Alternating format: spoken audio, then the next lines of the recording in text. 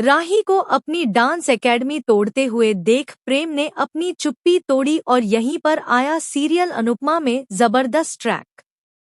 Upcoming track में दिखाया जाएगा कि अनुपमा के जीतते ही राही पूरी तरह टूट जाती है।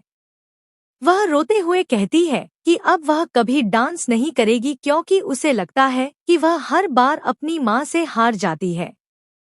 पूरा कोठारी परिवार उसे समझाने की कोशिश करता है, लेकिन ख्याति और वसुंधरा कोई मौका नहीं छोड़ते उसे ताने देने का। वे कहते हैं कि यह तो अपनी मां से जानबूझकर हारी है, खुद अपने कर्मों से हारी है।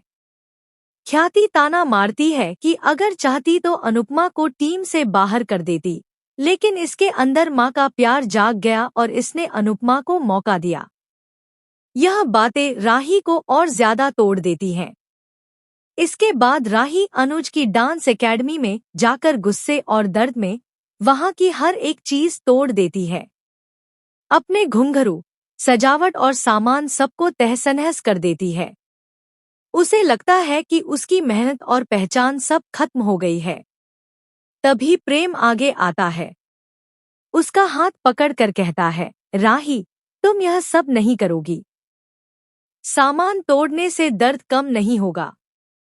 लेकिन राही चिल्लाते हुए जवाब देती है, सब खत्म हो गया, प्रेम।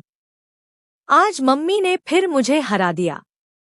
मैं तो उनकी छाया बनकर ही रह गई। यहीं से कहानी नया मोड़ लेती है। प्रेम सवाल करता है, राही, तुम अपनी माँ से इतनी नफरत क्यों करती हो? क्या सिर्फ आर्यन की मौत की वजह से?